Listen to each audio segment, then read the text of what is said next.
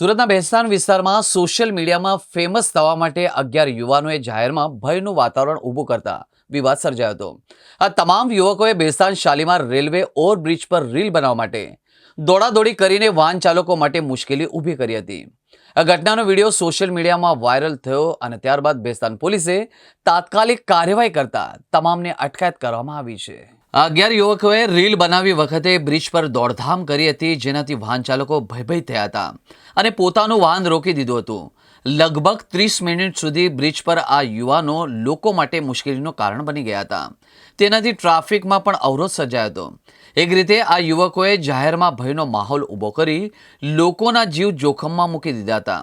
જેમ જેમ આ વિડીયો સોશિયલ મીડિયા પર વાયરલ થતો ગયો તેમ બેસ્તાન પોલીસે તાત્કાલિક કાર્યવાહી શરૂ કરી હતી અને રીલ બનાવનાર 11 ઇસમોને શોધી કાઢી તેમની અટકાયત કરી હતી. પોલીસે પૂછપરછમાં સામે આવ્યું કે તમામ મજૂરી કામ કરે છે અને ફક્ત સોશિયલ મીડિયામાં ફેમસ થવા માટે તેમણે આ કૃત્ય કર્યું હતું.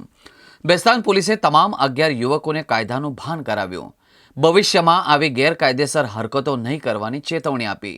તમામ આરોપીએ પોતાનું ભૂલ સ્વીકારી અને માફી માંગી. પોલીસે જાહેરમાં આવા કૃત્યો ન કરવા માટે યુવાનોને અપીલ કરી છે અને ચેતવણી આપી છે કે જાહેરમાં શિસ્તભંગ કે ભયનો માહોલ ઊભો કરનાર સામે કડકમાં કડક કાર્યવાહી કરવામાં આવશે.